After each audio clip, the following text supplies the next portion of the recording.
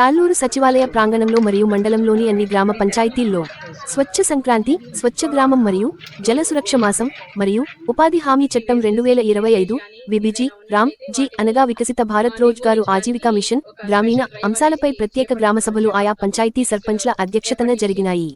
ఒక్కో పంచాయతీకి ఒక్కో మండల స్థాయి అధికారిని నియమించి వీరి ఆధ్వర్యంలో గ్రామ సభలు నిర్వహించటం జరిగినది. తాళ్లూరు గ్రామసభకి ZPTC Maram Venkatreddy, vice MPP I Venkateswarareddy, ముఖ్య అతిథిగా ఎంపీడీఓ అజిత, వార్డు సభ్యులు PNREJS మహిళా సమాఖ్య అధ్యక్షురాలు హాజరైనారు. తాళ్లూరు మండలం మరియు గ్రామాల పరిశుభ్రతకై తాళ్లూరు ఎంపీడీఓ కొన్ని నిర్ణయాలు తీసుకున్నారు. గ్రామ సభకు రాని అధికారులకు మెమోలు జారీ చేయాలని సంబంధిత అధికారులను ఆమె కోరారు. గ్రామంలోని కొన్ని ప్రాంతాలను శుభ్రం చేసిన అవి మళ్లీ అపరిశుభ్రతంగా ఉంటున్నాయని ఆ ప్రాంతంలో మొక్కలు నాటాలని ఆమె సూచించారు. మనం ఇప్పుడు మన సెక్రటరీ గారు మాట్లాడుతూ ప్రజానీకం అని చెప్పి అనటం జరిగింది. ప్రజానీకం అంటే ప్రజలు ఎంతమంది ఉన్నారు ఇక్కడ? అందరూ కూడా ఉద్యోగస్తులే, అంగన్వాడీ డిపార్ట్మెంట్ వాళ్ళు, ANM, సచివాలయ సిబ్బంది, వీళ్ళు తప్పించి ప్రజలు, తాళ్లూరు ప్రజలైతే ఎవరు కనిపించట్లేదు. మహిళా సమాఖ్య సంఘ సభ్యులు వచ్చినా కూడా మనకి ఒక 100 మంది కాస్త కళకళ్ళాడుతూ ఉంటుంది. లేదా VOAలు 4 ఉన్నారు అన్నారు. ఏరమ్మా VOAలు? మీకు ఎంతమంది సభ్యులు ఉన్నారు ఒక్కొక్కళ్ళ దగ్గర? 32 గ్రూపులు. గ్రూపుకి ఎంతమంది ఉన్నారు? 11 మంది. రావాలి కదమ్మా. అందరు తాళ్లూరులోనేనా ఉండేది, లేకపోతే ఎవరైనా నెల్లూరులో అట్లా ఉన్నారా? అందరు తాళ్లూరేనమ్మా? ఏమి చెప్పండి. తాళ్లూరులో మిగతా గ్రామాల్లో జరిపేటటువంటి, ఇప్పుడు ఈస్ట్ గంగవరం వెళ్ళొచ్చాము, అక్కడ ఇంచుమించు 100 మంది దాకా వచ్చారు. 100 నుండి 150 మంది దాకా వచ్చారు. చాలా కళ్ళకళ్ళాడుతూ చాలా చక్కగా జరిగింది అక్కడ కార్యక్రమం, ఈ గ్రామ సభ. మన దగ్గర తాళ్లూరు ఎప్పుడు పెట్టినా కూడా ఎందుకు మరి ప్రజల భాగస్వామ్యం అనేది చాలా తక్కువగా కనిపిస్తూ ఉన్నకి, ఇక్కడ ప్రజలు కార్యక్రమంలో భాగస్వామ్యం అనేది చాలా తక్కువగా ఉంటుంది. ఈసారి నుండి నేను ఒకటి అనుకుంటున్నాను సార్, జడ్పీటీసీ గారు, వైస్ ఎంపీపీ గారు, మీడియా మిత్రులందరూ కూడా, మనం ఎక్కడ సమావేశం పెడితే జనాలు మనకి ప్రజలు ఎక్కువ భాగస్వామ్యం ఇస్తారో ఆ పాయింట్ ఐడెంటిఫై చేయండి. జరిగింది వదిలి ఒక వర్మీ కంపోస్ట్ ఎరువు అనేది తయారు చేసుకొని దాని ద్వారా కూడా పంచాయతీకి ఒక ఆదాయాన్ని పెంచుకోవాలి అనేది ప్రభుత్వం యొక్క ఉద్దేశము.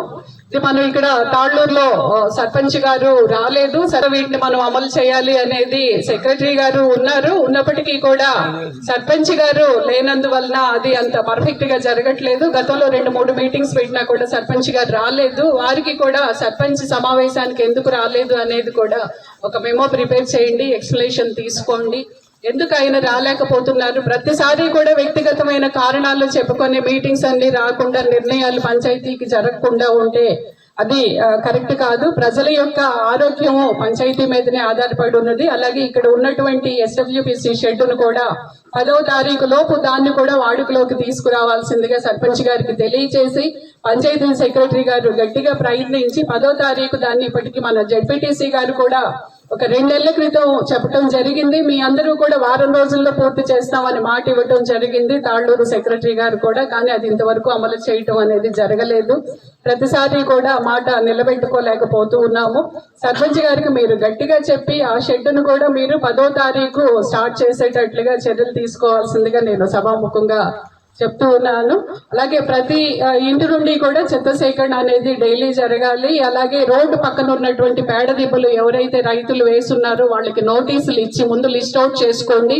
లిస్ట్ అవుట్ చేసుకొని వాళ్ళందరికీ కూడా నోటీసులు ఇచ్చి 3 రోజులు పెడతారా, 5 రోజులు పెడతారా, ఒక సమయం ఇచ్చి వాళ్ళకి 5 రోజుల్లోపు ఆ చెత్త దిబ్బలు వాళ్ళు అక్కడ నుండి తొలగించకపోతే 1000-2000 జరిమానా అనేది వేసి ఆ నకలు ప్రతులను కూడా ఆఫీస్కి పంపించాలి. ఈ కార్యక్రమాలన్నీ చేస్తేనే మనం ప్రభుత్వం యొక్క స్వచ్ఛ సంక్రాంతి అనే దాన్ని మనము అమలు చేసినట్లు అవుతుంది. ఆ బాధ్యత మన అందరి మీద ఉన్నది. దీంతో పాటు మనం ఈరోజు జరుపుకుంటున్న ఇంకొక గ్రామ సభ వచ్చేసి ఇప్పుడు ఇది చట్టం రావటం జరిగింది. ఈ ఎన్ఆర్ఈజెస్ అనే పేరు మార్చేసి వికసిత్ భారత్ విబిజి రామ్జీ అనేటటువంటి పేరుని ఒక చట్టంగా తీసుకొచ్చి గతంలో ఒక 80% సెంట్రల్ ఫండ్ స్పాన్సర్ చేయడం జరిగింది. ఈ స్కీమ్ కోసం ఒక 20% పెంచి 125 రోజుల పని దినాలని పెంచడం జరిగింది. ఈ రెండిటి యొక్క గ్రామ సభల్ని మనం ఈ రోజు జరుపుకుంటూ ఉన్నాము. అలాగే మన గౌరవ జిల్లా కలెక్టర్ గారు గత నెల రోజుల నుండి కూడా సేఫ్ డ్రింకింగ్ వాటర్ మంత్ అని చెప్పి ఒక కార్యక్రమాన్ని మన గౌరవ కలెక్టర్ గారు పెట్టడం జరిగింది. డిసెంబర్ మాసం అంతా కూడా మనము సురక్షిత మంచినీరు అనేటటువంటి కార్యక్రమాన్ని మన గ్రామాల్లో నిర్వహించడం జరిగింది. ఏదైతే జిఎల్ఎస్ఆర్ ట్యాంక్స్ ఉన్నాయో, ఓహెచ్ఎస్ఆర్ ట్యాంక్స్ ఉన్నాయో, వాటర్ సమ్స్ ఉన్నాయో, బోర్డ్స్, పైపులు, ఇవి వాటర్ కి సంబంధించిన రిసోర్స్ అన్ని కూడా మనం ఈ నెల రోజుల నుండి కూడా చక్కగా పరిశుభ్రంగా చుట్టూ ఉన్న పరిసరాలన్నీ కూడా క్లీన్ చేసి వాటికి వైట్ వాష్ వేసేసి వాటిని బ్లీచింగ్ చేసి ఈ కార్యక్రమం అంతా కూడా మనం safe drinking water month December లో నిర్వహించడం జరిగింది. అన్ని కూడా మనం ఆర్డబ్ల్యూఎస్ డిపార్ట్మెంట్ వారి యొక్క సహకారంతో మనం అన్ని ట్యాంక్స్ ని కూడా శుభ్రం చేయడం జరిగింది. మంది అమౌంట్ పర్లేదు, పని ఎక్కువ చేసాం, డబ్బులు తక్కువ పడతాయని అంటున్నారు. ఇలాంటి జరగకుండా ఫీల్డ్ అసిస్టెంట్ గారు, టీఏ గారు చూసుకోవాల్సిన బాధ్యత వాళ్ళకే తప్పనిసరిగా ఉంది.